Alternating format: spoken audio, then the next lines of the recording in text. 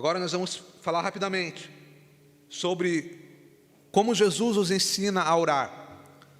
Mateus 6, versículo 5: E quando orares, não sejas como os hipócritas, pois se comprazem em orar em pé, nas sinagogas e às esquinas das ruas, para serem vistos pelos homens. Em verdade vos digo que já receberam o seu galardão.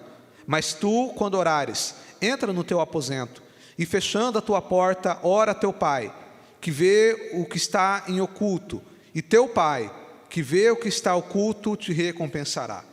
Primeira lição que Jesus ensina sobre a oração, amado, é que a oração deve ser cultivada na nossa intimidade com Deus. Os fariseus, eles queriam mostrar para as pessoas que eles eram homens de oração, mas Jesus nos ensina a cultivar uma vida de oração no secreto, entre você e Deus. É Deus que tem que ver, é Deus que tem que ouvir a minha voz, não precisa ninguém saber disso.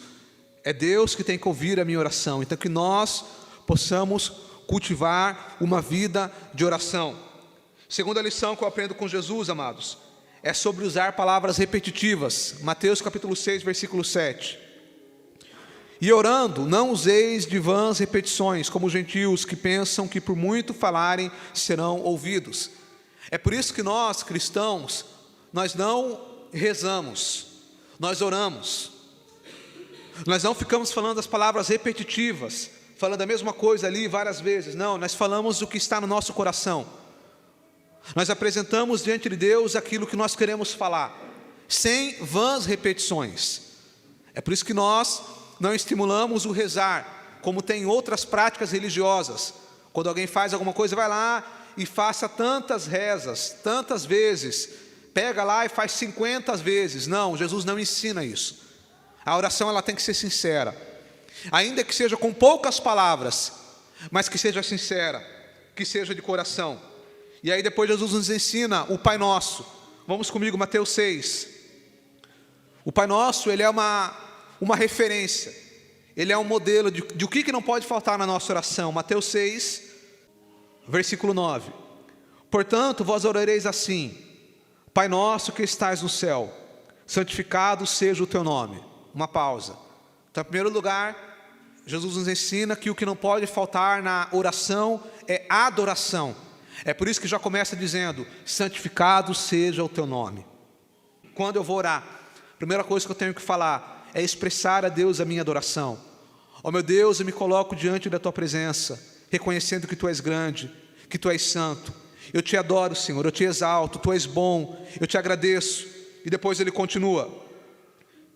Versículo 10: Venha o teu reino, seja feita a tua vontade, tanto na terra como no céu.